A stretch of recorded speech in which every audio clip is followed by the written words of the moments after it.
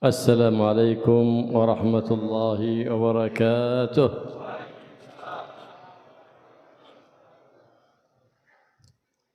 الحمد لله الذي جعلنا وإياكم من أمة سيد الأنبياء والمرسلين. جعلنا الله وإياكم من أمة تمنى الأنبياء والمرسلون أن يكونوا منها، أمة النبي محمد، أمة مرحومة، هي خير الأمم، وما كانت مرحومة ولا خير الأمم إلا ببركة سيد الأولين والآخرين محمد الرؤوف الرحيم. قال تعالى: كنتم خير أمة أخرجت للناس، خير أمة أخرجت للناس ببركة من؟ ببركة الحبيب محمد صلى الله عليه وسلم. فكما اجتمعنا على محبته واستماع سيرته وشمائله، نسأله سبحانه وتعالى أن يجمعنا به في الدنيا قبل الآخرة، وأن يجمعنا به في يوم لا ينفع فيه مال ولا بنون إلا من أتى الله بقلب سليم، آمنين جوار سيد الآمنين محمد صلى الله عليه وآله وسلم الرؤوف الرحيم. Alhamdulillah, kata beliau, yang telah menjadikan kita umatnya Nabi Muhammad sallallahu alaihi wasallam sebaik-baik daripada umat manusia, umat yang semua nabi berangan-angan ingin menjadi umat tersebut, yaitu umatnya Nabi Muhammad, umatnya daripada pemimpin para nabi, sebagaimana yang Allah nyatakan, kuntum khaira ummatin akhrijat linnas, kalian sebaik-baik manusia yang dikeluarkan Allah Subhanahu wa taala di muka bumi ini. Maka kita semua menjadi umat terbaik bukan karena diri kita, tidak lain dan tidak bukan karena Nabi Muhammad sallallahu alaihi wasallam. Mudah-mudahan, kata beliau, barokah kita dikumpul pada malam hari ini. Mudah-mudahan kita dikumpulkan kembali bersama Nabi Muhammad sebelum meninggal kita, dan dikumpulkan pada hari kiamat, pada hari yang tidak ada manfaat harta dan anak-anak kita.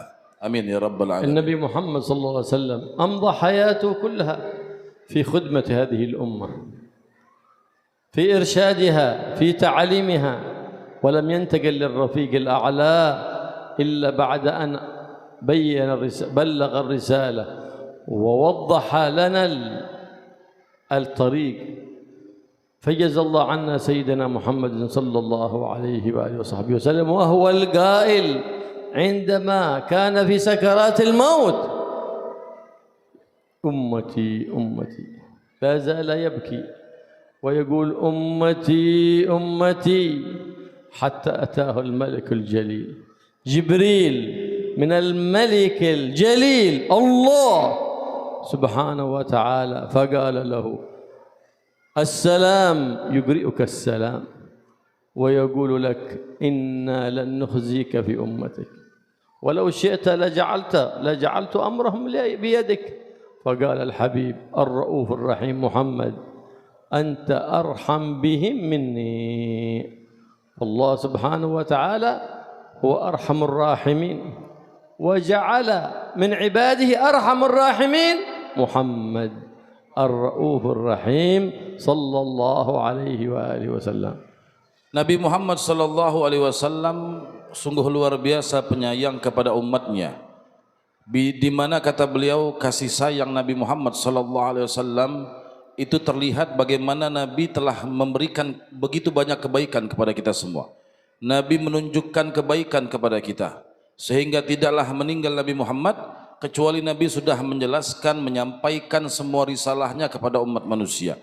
Sehingga, kata beliau, kasih sayang Nabi Muhammad SAW pun terlihat. Sebelum meninggal, Nabi Muhammad mengatakan, ummati, ummati, umatku, kata Nabi Muhammad, umatku. Ketika malaikat Jibril alaihissalam mendatangi Nabi Muhammad dan mengatakan, Allahus salam yukri'ukas salam, Allah yang maha penyelamat menyampaikan salam kepadamu ya Rasulullah, maka malaikat Jibril mengatakan, ya Rasulullah, perkara umatmu, karena Allah melihat kau begitu sayang kepada umatmu, maka perkara umatmu diserahkan Allah kepadamu.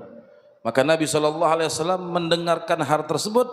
Nabi mengatakan, wahai Jibril, sampaikan kepada Allah bahwa Allah lebih penyayang kepada hambanya dibandingkan aku. Oleh karenanya kata beliau, Nabi Muhammad sallallahu alaihi wasallam sebagai hamba yang arhamar rahimin, penyayang daripada yang paling penyayang, yaitu Allah Subhanahu wa taala. Wa man huwa aqrabul khalqi lin Nabi Muhammad man kana arham bi ummati Nabi Muhammad. Fa kaifa ar-rahma bi ummati Nabi Muhammad? Bi irsyadiha wa ta'limiha منهج النبي محمد بأن القرب من النبي محمد باتباعه وإحياء شريعته وإظهار سنته صلى الله عليه وآله وسلم. Maka orang, kata beliau, siapa orang yang paling dekat dengan Nabi Muhammad? Orang yang paling dekat dengan Nabi Muhammad adalah orang yang mengajak orang lain berbuat baik. Orang yang mendekatkan dirinya kepada Nabi Muhammad, mengajak orang lain, menunjukkan orang lain untuk berbuat kebaikan, mengajak orang untuk menjalankan syariat Nabi, mengajak orang lain untuk menghidupkan daripada sunnah Nabi Muhammad sallallahu alaihi wasallam. Fa ahabbul khaliq li rabbil ibad anfa'uhum li ibadillah subhanahu wa ta'ala. Sebagaimana yang dikatakan, orang yang paling dicintai oleh Allah adalah orang yang paling bermanfaat. Falihada warada fil hadis an Nabi Muhammad sallallahu alaihi wasallam, inna sa'yaka fi qada'i hajati akhika al-muslim قضيت أو لم تقضى خير من أن تعتكف في مسجدي هذا أي الحرم المدني شهرا. Oleh karenanya bahkan Nabi Muhammad menjelaskan manfaat yang dapat kita berikan kepada orang lain. Nabi mengatakan, barang siapa yang memenuhi hajat dan kebutuhan orang muslim, maka pahalanya lebih besar, kata Nabi, daripada dia beriktikaf di masjidku ini selama 1 bulan. Lebih besar pahalanya daripada i'tikaf di masjid Nabi selama 1 bulan, ya, dibanding ya i'tikaf tersebut, maka lebih besar pahala ketika kita memenuhi hajat dan kebutuhan orang. فقضاء حاجات المسلم لها أجر عظيم. قال صلى الله عليه وآله وصحبه وسلم من قضى حاجة مسلم قضى الله حاجته يوم القيامة. Dan memenuhi daripada hajat dan kebutuhan orang lain itu memiliki pahala yang begitu besar, sampai dikatakan oleh Nabi, barang siapa yang memenuhi kebutuhan orang di dunia, maka di hari kiamat Allah akan penuhi daripada kebutuhan dan hajatnya. Nabi Muhammad SAW kana yahris ala qada'i hajati man laysa lahum man yaqum bi amrihim min aytamin wa aramil wa masakin. كان يهتم بأمرهم ويقضي حاجتهم صلى الله عليه وآله وسلم. Oleh karenanya kata beliau, Nabi itu sangat perhatian dengan orang lain. Hajat dan kebutuhan orang dibantu, dipenuhi oleh Nabi Muhammad. Anak-anak yatim, para janda, bahkan orang-orang miskin, itu semua tidak terlepas daripada bantuan Nabi Muhammad sallallahu alaihi wasallam. فمضى حياته صلى الله عليه وسلم كلها في خدمة الدين. انقضت حياته كلها في نشر هذا الدين. فمن يقوم بنشره يقوم بخدمة للنبي محمد صلى الله عليه وسلم. فلهذا يقول النبي محمد صلى الله عليه وسلم من أحيا سنتي عند فساد أمتي، لأن في آخر الزمان هو هذا آخر الزمان وقد فسد فيه الزمان حتى بعدنا عن شرع سيد الأكوان وخلق وأدب سيد الأكوان محمد. من أحيا سنتي في ذاك الزمان فله أجر 50. قالوا يا رسول الله منا أم منهم؟ قال بل منكم لأنكم تجدون على الخير يا عوانا وهم لا يجدون.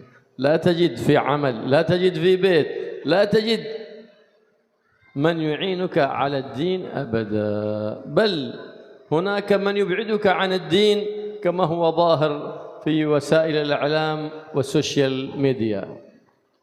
Lalu kata beliau, Nabi SAW itu menghabiskan umurnya, waktunya untuk mengabdikan dirinya di dalam menyebarkan agama, dalam menyebarkan kebaikan. Dan itu yang perlu kita contoh, itu yang harus kita ikuti, yaitu menyebarkan agama, menyebarkan kebaikan sebagaimana baginda Nabi Muhammad SAW. Oleh karenanya kata beliau, Nabi SAW bersabda, man ahya sunnati inda fasadi ummati. Barang siapa yang menghidupkan sunnahku ketika mulai rusaknya daripada umat tersebut. Kapan kira-kira kata beliau rusaknya umat? Ya seperti zaman sekarang. Banyak orang yang sudah jauh daripada syariat Nabi, banyak orang yang sudah meninggalkan sunnah-sunnah Nabi Muhammad sallallahu alaihi wasallam. Maka orang tersebut kata Nabi akan mendapatkan pahala 50 orang syahid. Para sahabat bertanya, ya Rasulullah, dari kami apa dari mereka? Dari kalian, kata Nabi Muhammad sallallahu alaihi wasallam. Jadi begitu besar kita menghidupkan sunnah Nabi Muhammad, dan itu bagian daripada pengabdian kita kepada agama Nabi Muhammad sallallahu alaihi wasallam. وهذا أعظم احتفال نقوم به بميلاد النبي محمد عندما نخرج من كل مولد بأن ننصرف إلى بيوتنا ونحيي سنة من سنة النبي محمد صلى الله عليه وسلم في بيوتنا ونزيل منكر من بيوتنا.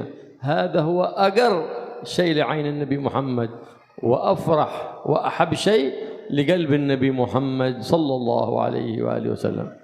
Dan perayaan atau peringatan seperti ini memiliki keutamaan yang sangat besar. Karena kata beliau, kita hadir maulid, hadir acara-acara semacam ini, kita mendapatkan ilmu. Setidaknya kita pulang bisa bawa bekal, ya, kita bisa mendidik anak kita, kita bisa meninggalkan kemungkaran-kemungkaran, barokah daripada acara-acara seperti ini, dan itulah yang akan menyenangkan daripada hati Nabi Muhammad sallallahu alaihi wasallam. الله يوفقنا وإياكم لنشر شريعة النبي محمد وأحياء سنة النبي محمد، ولا يكون ذلك إلا إذا اهتم القلب بأمر أمة النبي محمد صلى الله عليه وسلم. فقد قال صلى الله عليه وسلم: من لم يهتم بأمر أمتي فليس منهم. Mudah-mudahan kata beliau, Allah beri taufik kita untuk menyebarkan agama, menyebarkan kebaikan, menghidupkan sunnah Nabi Muhammad sallallahu alaihi wasallam, dan hal tersebut katanya tidak bisa kita lakukan kecuali kita ini perhatian dengan orang lain, perhatian dengan sesama muslim. Karena kata Nabi, bukan golongan dari kami orang yang tidak punya perhatian kepada sesama muslim. فخدمة الإسلام وخدمة المسلمين إن لم يتمكن الإنسان بحاله أو ماله فلا أقل من الدعاء في أوقات الاستجابات، لا سيما في الثلث الأخير من الليل، فإن فيه ساعة يستجاب فيها الدعاء في كل ليلة. Pengabdian kita kepada agama, pengabdian kita kepada orang lain, saling bantu, bisa kita lakukan dengan harta, bisa kita lakukan dengan tenaga. Kalau enggak punya harta, enggak punya tenaga, minimal dengan doa, kata beliau. Iya, minimal dengan doa. Terkhusus kata beliau di sepertiga malam terakhir, ada saudara kita kesusahan, doakan mereka di sepertiga malam terakhir. Kenapa? Karena itu waktu yang paling mustajab untuk berdoa. أما مجرد تتبع الأخبار في الإنترنت، في إنستغرام، في الفيسبوك، في وسائل الإعلام، هذا مجرد الفضول. وقد قال صلى الله عليه وسلم: من حسن إسلام المرء ترك ما لا يعنيه. لكن اهتمامك يعرف بالدعاء وبالصدقات بنية التفرج عن المسلمين، خصوصا لإخواننا الفلسطينيين الذين يعانون في هذه الأوقات من شدة وظلم من المعاندين الكافرين. Jangan kita ini, kata beliau, cuma buang-buang waktu lihat berita di internet, di sosial media, Instagram, Facebook, dan yang lain sebagainya. Itu cuma buang-buang waktu, kata beliau. Padahal Nabi mengatakan, min husni islamil mar'i tarkuhu ma la ya'ni. Kata Nabi, kalau kita ingin melihat baiknya agama seseorang, dia meninggalkan hal-hal yang tidak penting, hal-hal yang tidak manfaat. Salah satunya cuma nonton berita, tidak ada daya upaya, tidak ada usaha. Doakan, kata beliau, khususnya saudara-saudara kita yang hari ini di Palestina, mereka diperangi, mereka dizalimi, doakan mereka agar masalah mereka cepat selesai. وقد قال صلى الله عليه وآله وسلم: لا تزال طائفة من أمتي قائمين ظاهرين على الحق قاهرين لعدوهم لا يضرهم من ناوأهم غير ما أصابهم من لأواء. قال: يا رسول الله أين هم؟ قال: ببيت المقدس وأكناف بيت المقدس. Dalam satu hadis Nabi SAW bersabda, senantiasa daripada umatku ini, kata Nabi, yang akan selalu menjalankan daripada atau menegakkan daripada syariatku, menegakkan daripada kebenaran, ya, menghilangkan daripada kemungkaran, dan mereka itu tidak membahayakan bagi mereka siapapun musuh mereka.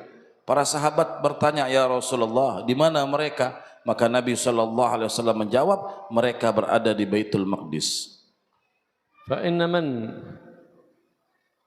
اهتم بأمر المسلمين ذاك دليل لأن الإيمان قد وقر في قلبه في زمان ضعف فيه الإيمان واليقين، لأن القلوب قد أشربت محبة الدنيا فهي تحزن على ما فاتها من أمر الدنيا ولا تحزن على ما فاتها من أمر الدين. Maka bentuk perhatian kita kepada sesama muslim itu menunjukkan iman, menunjukkan hati kita ini punya iman. Sebab kata beliau, hati kita ini kadang-kadang sudah bercampur dengan hubud dunia, rusak iman kita, kata beliau. Kalau sudah bercampur dengan cinta kita terhadap dunia, kalau musibah menimpa diri kita, harta kita, buat pribadi kita, kita sedih. Kalau musibah menimpa orang lain, sudah tidak ada lagi rasa kasih sayang, rasa kasihan, sedih untuk orang lain. Allah subhanahu wa ta'ala قد أخبر لنا أن اليهود سيتشتتون في البلاد وقد كان في الزمن الماضي وسيأتي هلاكهم في تلك البلاد وأنهم سيتجمعون في آخر الزمان في مكان واحد ويكون هلاكهم في ذلك المكان الواحد حتى لا يتشتتون فيكون هلاكهم في مكان واحد. وقد وقع بعد الحرب العالمية الثانية من أعداء الدين من أيدوا احتلال فلسطين من أولئك اليهود، إنما هو إشارة لما أخبر به القرآن وأنه سيكون هلاكهم في ذلك المكان، إذ قال الله سبحانه وتعالى فإذا جاء وعد الآخرة جئنا بكم أي باليهود لفيفا أي مجتمعين في مكان واحد فيكون هلاكهم في ذلك المكان وسيأتي ذلك، فإن لم يكن في سنة 2024 سيكون في سنة 2027. Kata beliau, orang-orang Yahudi yang menyebar ke seluruh dunia sebagaimana yang terjadi di zaman Nabi Muhammad. Dulu mereka bersatu di satu tempat. Datang Nabi Muhammad, mereka bercerai-berai, berpencar ke seluruh penjuru dunia. Nabi sudah mengabarkan kepada kita bahwa mereka akan nanti bersatu di satu tempat. Bahkan juga disebutkan dalam Al-Quran bahwa mereka itu akan bersatu nanti di akhir zaman, akan bersatu di satu tempat. Iya, maka di tempat itulah binasanya mereka. Kenapa disatukan Allah di satu tempat? Biar gampang bahasanya. Binasa sekalian, tidak repot nyari-nyarinya lagi kan? Sekalian di satu tempat. Kita lihat zaman sekarang, kata beliau, sudah kumpul semua di Baitul Maqdis. Bahkan kalau kita lihat berita yang tinggal di luar-luar datang pulang kampung semua tuh jadi tentara ya. Ini kata beliau tidak terlepas daripada nubuahnya Nabi Muhammad sallallahu alaihi wasallam. Nabi mengabarkan sesuatu yang belum terjadi, dikabarkan oleh Nabi Muhammad sallallahu alaihi wasallam. فظاهر ما يحدث أنه فيه إساءة للمسلمين وإنما هو إساءة لأولئك أعداء الدين لأنه قد أخبر القرآن أنه سيأتي هلاكهم وهم مجتمعون. Dan mereka dengan mengganggu umat Islam dan yang lain sebagainya, tadi saya terlewat, beliau mengatakan kalau tidak binasanya 2024, 2027 tadi kata beliau. Iya. Dan mereka mengganggu umat Islam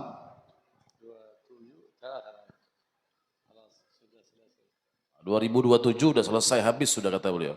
2024 ini baru mulai, 2027 habis sudah. Terakhir kata beliau, pakai bahasa Indonesia lagi ya.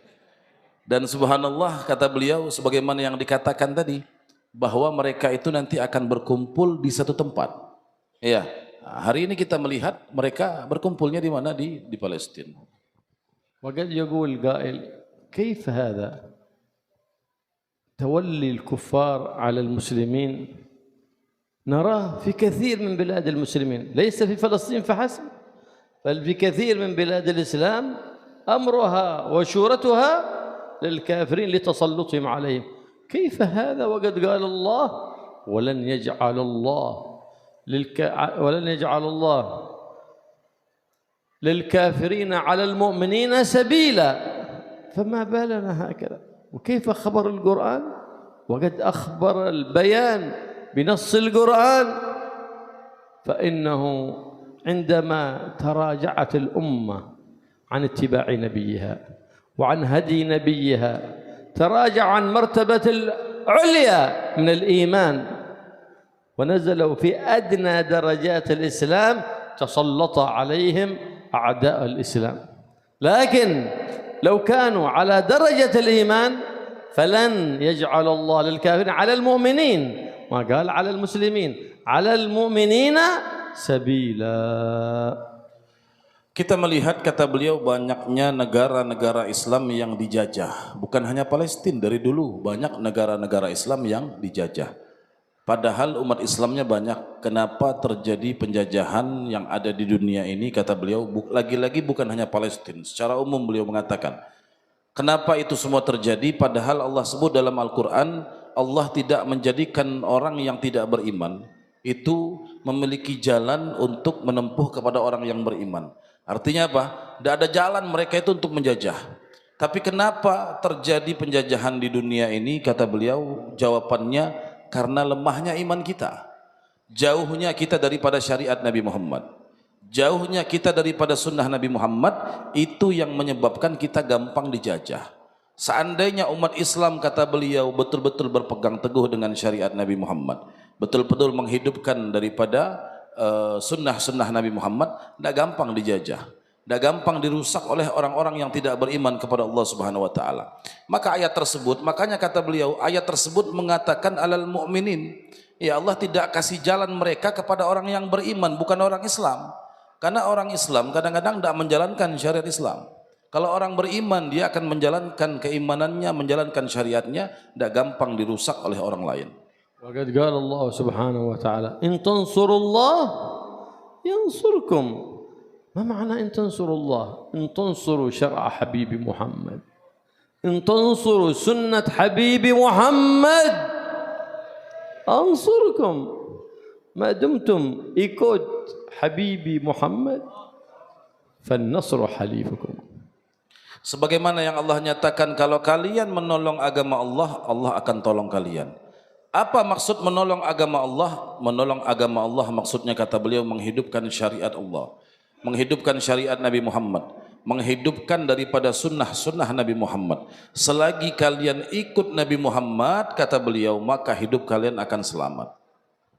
أنا ترى في غزوة أحد كيف كان النصر في أول الغزوة للمسلمين حتى استولى على غنائم الكفار، فلما كان في آخر الغزوة فيه إخلال وعدم أمر امتثال النبي محمد بإبقاء الرماة في مكانهم في جبل الرماة، خرجوا بغير أمر، فلما خالفوا أمر النبي محمد وقعت الهزيمة. إنما أنصركم لأجل محمد، أرحمكم بمحمد، أنصركم بمحمد،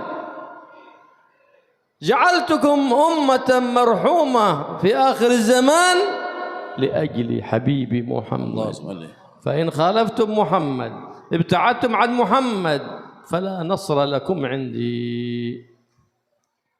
Coba pelajaran kita lihat, kata beliau, di zaman Nabi Muhammad SAW di dalam peperangan Uhud. Umat Islam awal mulanya sempat mengalami kekalahan, dipukul mundur oleh kaum kufar Quraisy. Kenapa? Sebab mereka tidak taat sama Nabi Muhammad SAW. Mereka yang diperintahkan Nabi untuk tidak turun dari Jabal Rumah, bukit pemanah itu. Kata Nabi, jangan turun apapun yang terjadi. Kelihatan umat kufar Quraisy mundur, mereka turun. Tidak taat sama Nabi. Akhirnya apa? Yang dialami kekalahan. Tapi saat mereka taat kepada Nabi Muhammad SAW, mereka barulah menggapai daripada kemenangan. Nah, begitulah kita. Kita ini, kata beliau, kalau taat sama Nabi Muhammad, kita ikut sama Nabi Muhammad, hidup kita akan selamat. Kenapa? Allah memberikan keselamatan bukan karena kitanya. Allah ngasih keselamatan karena Nabi Muhammad, kata beliau. Karena syariat Nabi Muhammad. Karena sunnah Nabi Muhammad semuanya terkaitnya sama Nabi Muhammad sallallahu alaihi wa ala alihi wasallam. فكيف أمة ترجو النصر وهي وأطفالهم ما يحفظون نسب النبي محمد، ما يعرفون شيء عن سيرة النبي محمد ولا عن خلق النبي محمد ولا شمائل النبي محمد. أمور بسيطة من سيرة النبي محمد لا نعرفها، وأبناؤنا يجهلون بعداء عن القرآن، يخرج منهم أحد من الجامعة وهو لا يحسن قراءة القرآن. أين نحن من القرآن؟ أين نحن من تركة النبي محمد سيد ولد عدنان صلى الله عليه وآله وصحبه وسلم؟ كيف نقول محمد شفيعنا، محمد طبيبنا، محمد حي في قلوبنا، ونحن نؤخر الصلاة عن وقتها، ونحن بعيد عن سنة النبي محمد وأخلاق النبي محمد. إذن قول لا حقيقة له. Lalu beliau juga mengatakan, kata beliau, bahwa kita ini kadang ngaku cinta sama Nabi Muhammad, tapi sebetulnya kita jauh sama Nabi Muhammad SAW. Banyak di antara anak-anak kita yang kita didik, mereka tidak kenal sama Nabi Muhammad. Mereka tidak tahu sejarah Nabi Muhammad. Mereka tidak tahu sirah Nabi Muhammad. Bahkan mereka tidak tahu nasab Nabi Muhammad.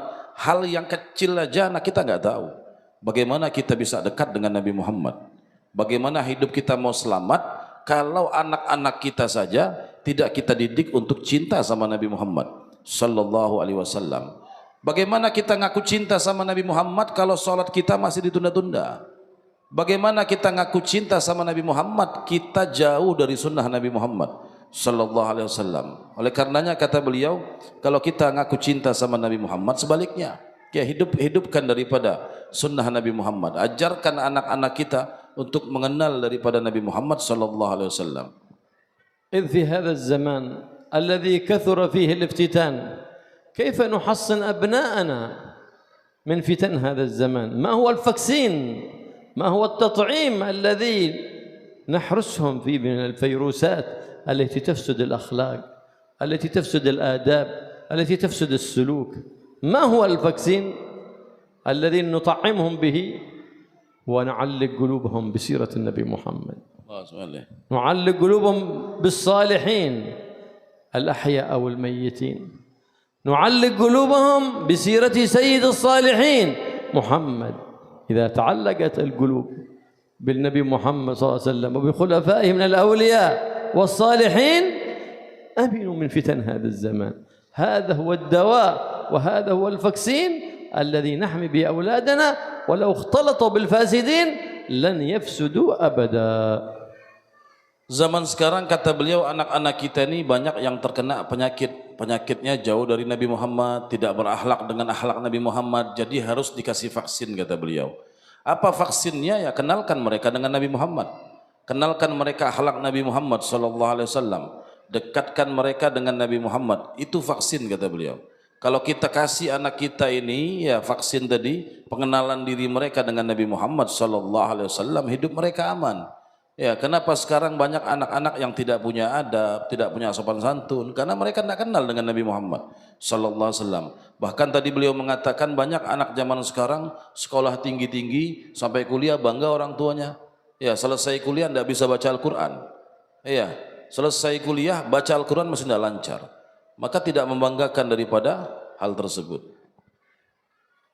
وترى اليوم أولادنا إذا جبت ذكر واحد لاعب كرة قدم أو ممثل عرف اسمه وعرف نسبه، لأننا دائما نتحدث عن أبناء الدنيا ونثني عليهم في حضرة أولادنا. تعلق أولادنا بأبناء الدنيا وحبوا التشبه بهم حتى في لباسهم يلبسون مثلهم، والنبي محمد صلى الله عليه وسلم يقول من تشبه بقوم فهو منهم، حتى في قصاصة الشعر يحلق الأسفل ويترك الأعلى، وبعد ذلك يعمل خطوط مثل جلنتيكوس على شعره.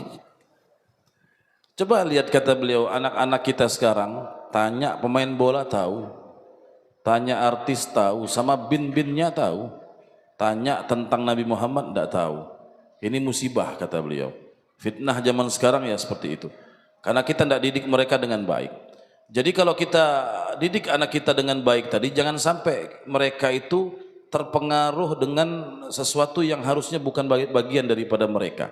Anak kita sekarang semuanya diikutin, pemain bola, apa artis semua diikutin, pakaiannya pakaian orang-orang kebarat-baratan, rambutnya dipotong apa di sini tipis, di atasnya apa mohak ya kalau orang dulu tuh ya.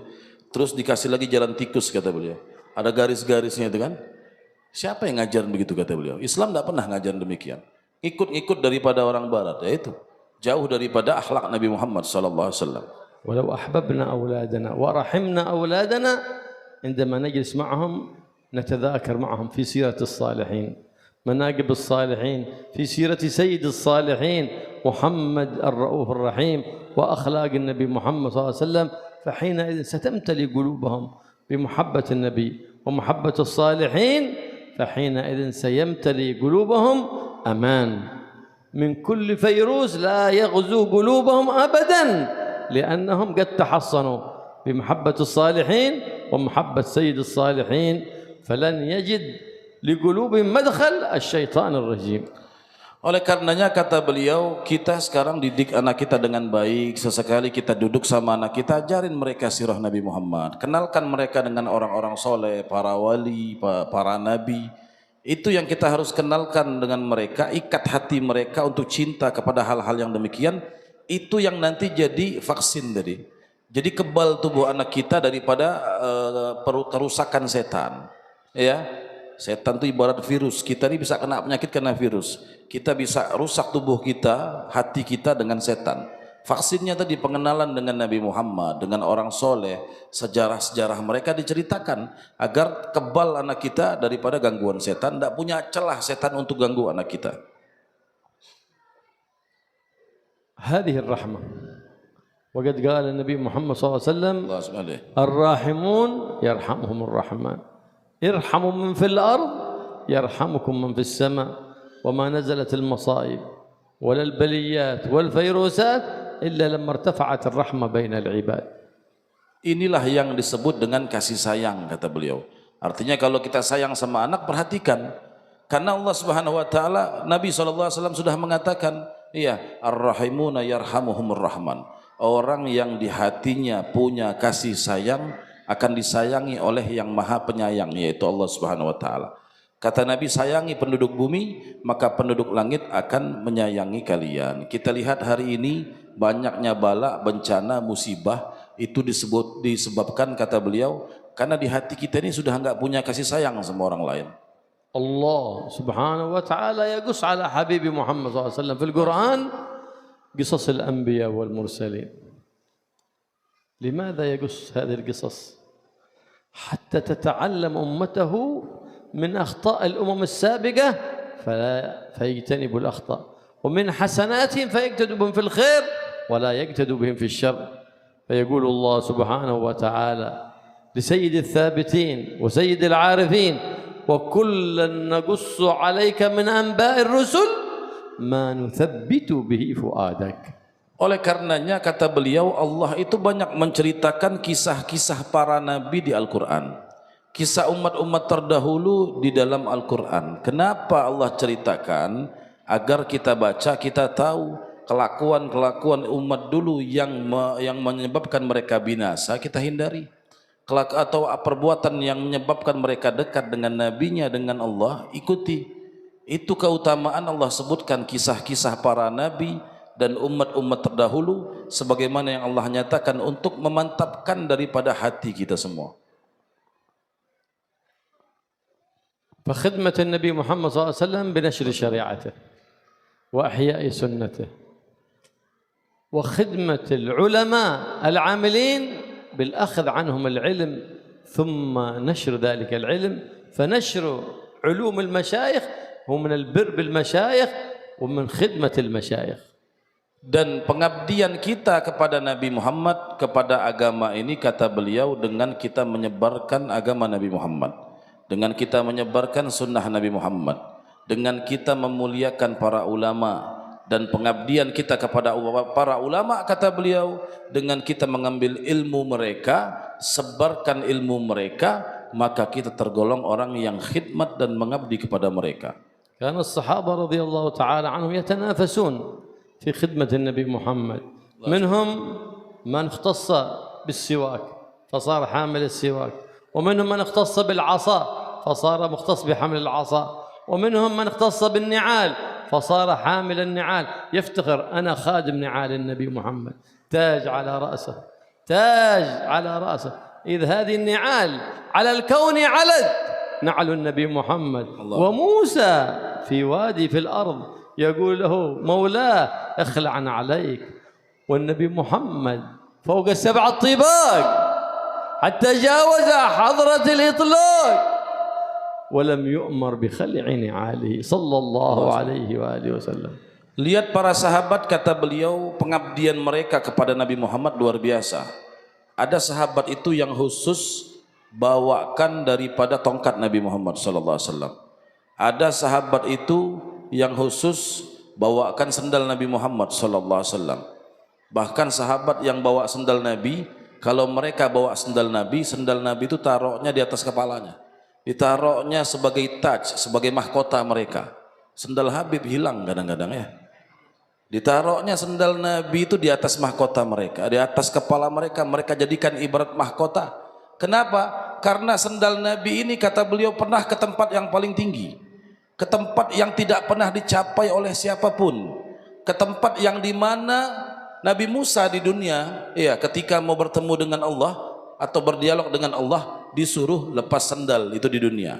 Nabi Muhammad di tempat yang paling tinggi pakai itu sendal dan tidak disuruh lepas sendal. Makanya para sahabat bawa sendal Nabi ditaruh di kepala mereka. وهكذا كان التنافس، وكذا جاء من بعدهم الصحابة صغارهم يخدم كبارهم، لأنه وجاء بعدهم من العلماء لأنه من خدم خدم، وذاك بشارة أن الله يطول عمره في عافية حتى يكبر سنه فيخدم. Begitulah para sahabat mengajarkan kita untuk mengabdikan diri kita. Para sahabat yang kecil-kecil itu ngabdi dia, khidmat sama sahabat yang sudah besar. Ya, diajarkan itu hal dari satu generasi ke generasi dan seterusnya. Karena dikatakan man khadama khudima, orang yang mengabdikan dirinya berkhidmat, maka nanti akan ada orang yang juga berkhidmat kepada dirinya. Ini kata beliau kabar gembira bahwa orang yang berkhidmat di masa muda itu akan umur panjang, kata beliau. Kenapa? Karena Allah mengatakan orang yang khidmat nanti akan ada orang yang khidmat sama dia juga. Tidak mungkin dia besok mati ini. Kan nanti kan Allah sebut. Ya, nanti berarti hidupnya masih lama, sampai besar, sampai tua, ada orang yang ngabdi kepadanya sesuai janji Allah Subhanahu wa taala. لما دخل النبي محمد صلى الله عليه وسلم المدينة المنورة Allah Subhanahu. جاءت أم سليم بابنها أنس بن مالك إلى عند النبي محمد، يا رسول الله إن ابني هذا أنس صبي ذكي وأريد أن يخدمك يا رسول الله. فقبل منها النبي محمد. هذه عاقلة تحب الخير لابنها، ما طلبت أمر من أمور الدنيا، إنما طلبت خدمة النبي محمد، لأن خدمة النبي محمد خدمة لله، وخدمة العلماء خدمة للنبي محمد صلى الله عليه وآله وسلم. Dulu kata beliau ada seseorang yang bernama Ummu Sulaim, ibu daripada sahabat Anas bin Malik. Ini Ummu Sulaim datang kepada Nabi Muhammad sallallahu alaihi wasallam. Dia katakan, ya Rasulullah, aku tidak punya apa-apa, aku punya anak. Biarkan anakku ini hidupnya mengabdi kepadamu.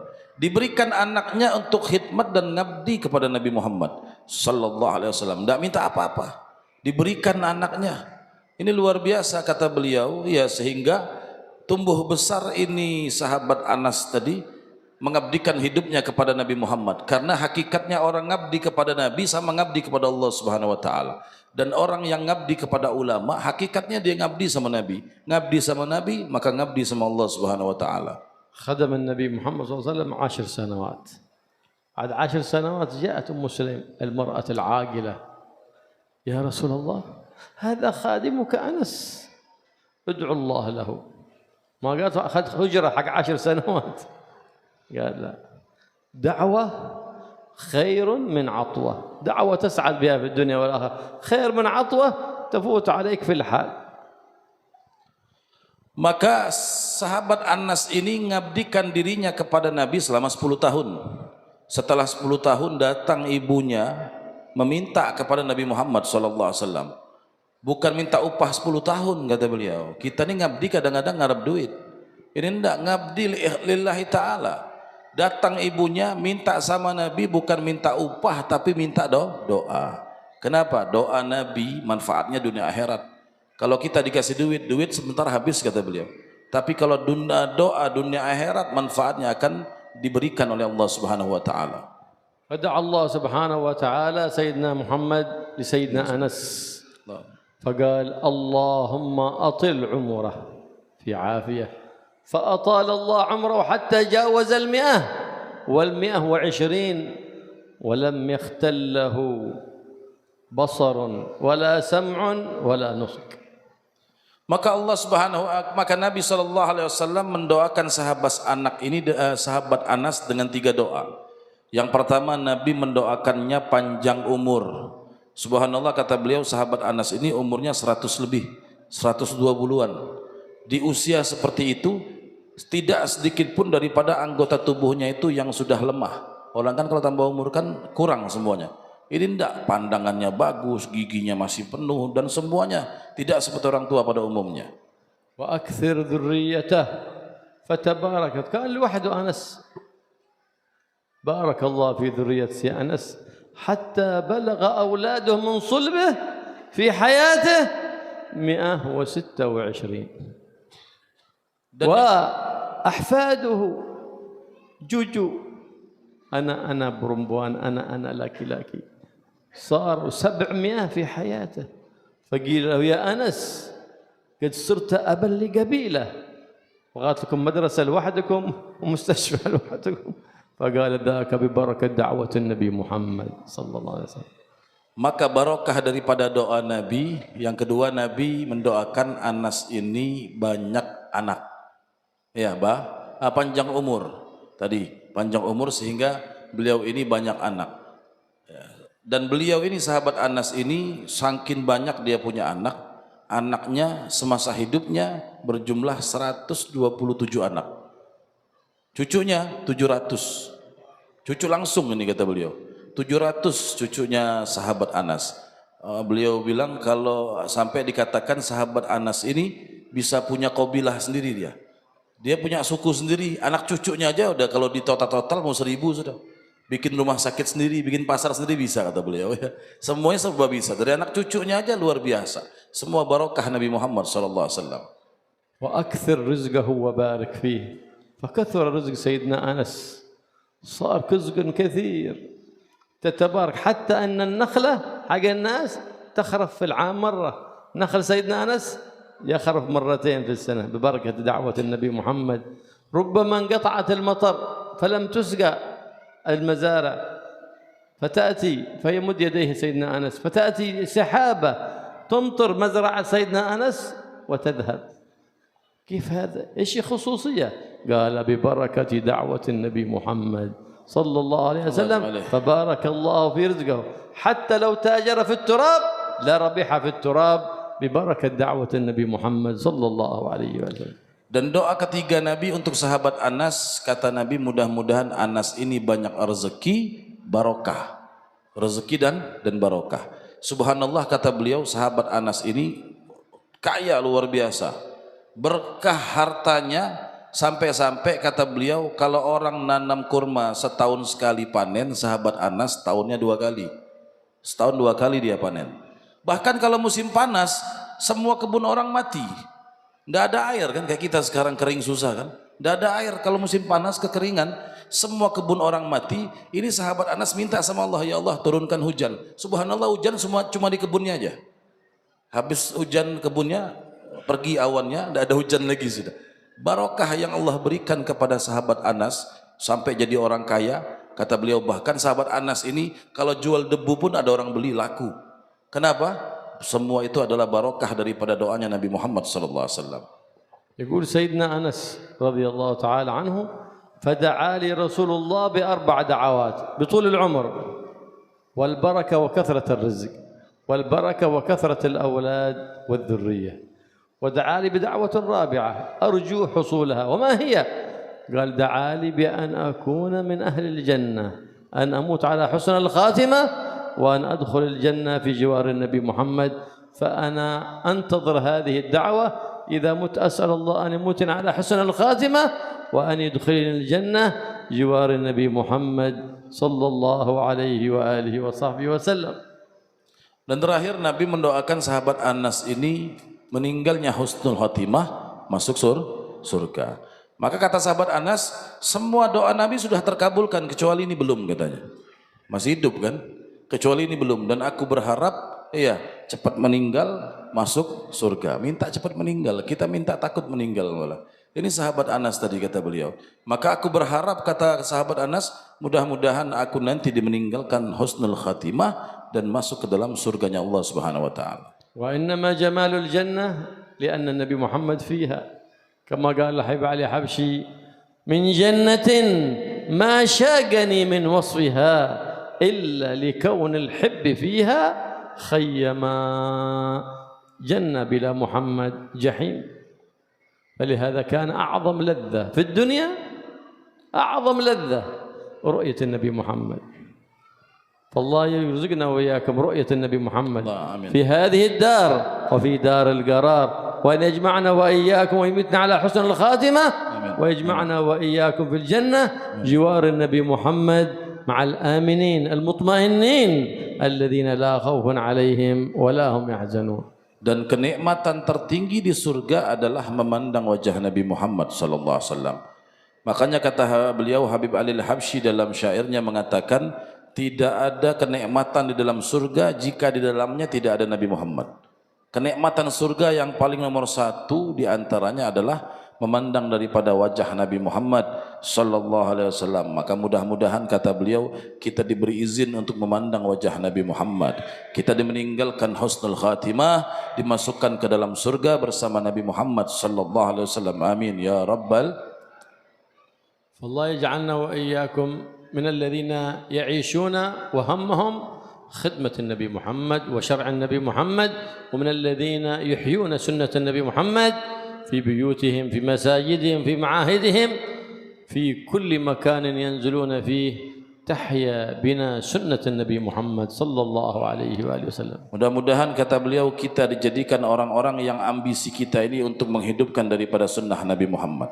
Kita hidupkan sunnah Nabi Muhammad di rumah kita. Kita hidupkan sunnah Nabi Muhammad di masjid-masjid kita. Kita hidupkan sunnah Nabi Muhammad di pondok-pondok pesantren kita, sehingga kita mendapatkan menjadi orang-orang yang menghidupkan sunnah Nabi Muhammad. فإننا نحضر الموالد للعبادة لا للعادة، فلا ننصرف من كل مولد إلا بفائدة، فيعزم كل واحد منا أن يبدل سيئاته الماضيات بحسنات جديدات، وأن يحول حالته السيئة إلى حسنة ومن حسنة إلى أحسن. Dan kita hadir maulid ini bukan kebiasaan tapi ibadah. Mudah-mudahan kita semua dapat faedah. Faedahnya kata beliau, mudah-mudahan kita yang belum baik jadi baik, yang sudah baik mudah-mudahan menjadi semakin baik. Amin ya rabbal alamin. ولا يصرفنا وإياكم من هذا المجلس إلا بذنوب مغفورة وحاجات مقضية يا رب العالمين، ويفرج علينا وعليكم وعلى أخواننا الفلسطينيين، ينصرهم على أعدائهم أعداء الدين يا رب العالمين. Dan mudah-mudahan kata beliau Allah kabulkan daripada hajat-hajat kita, hajat dunia maupun hajat akhirat.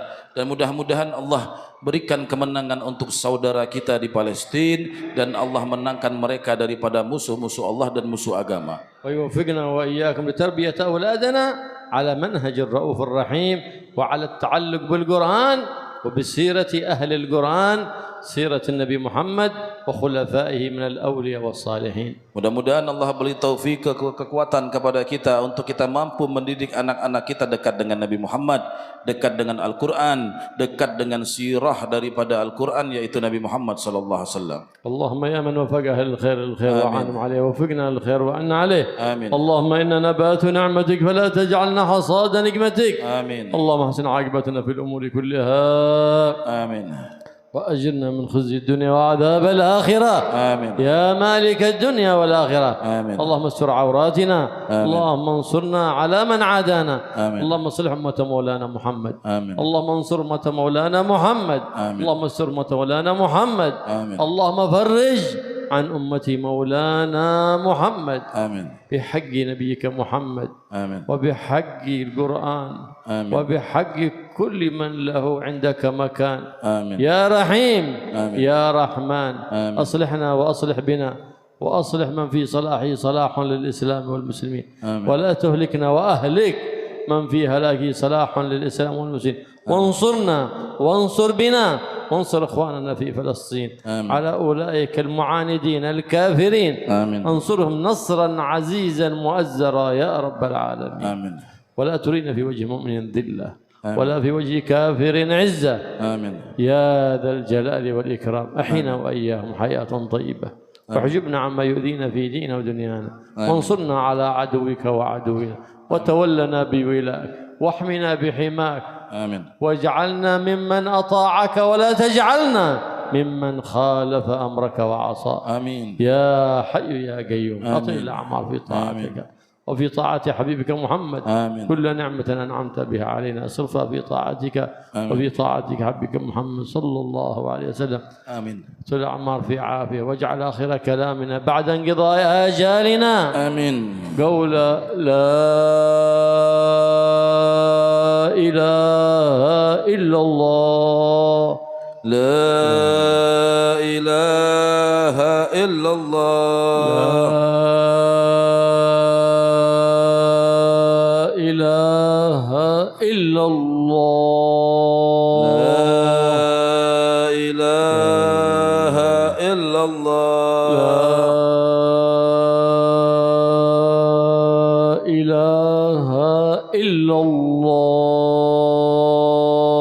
لا إله إلا الله. محمد رسول الله. محمد رسول الله صلى الله عليه وآله وسلم. كلمة حق عليها نحيا وعليها نموت. آمين. وعليها نبعث إن شاء الله تعالى من الآمنين. آمين. اللهم احينا عليها يا حي. آمين. وأمتنا عليها يا مميت. آمين. وابعثنا عليها يا باعث. آمين. اللهم ثبت علما في قلوبنا واغفر بها ذنوبنا واستر بها عيوبنا واصلح بها قلوبنا. آمين. واصلح بها أحوالنا. آمين. واصلح بها أولادنا وبناتنا. آمين. وانصر بها إخواننا في فلسطين. آمين. وفي سائر بلاد الإسلام والمسلمين. آمين. برحمتك يا أرحم الراحمين.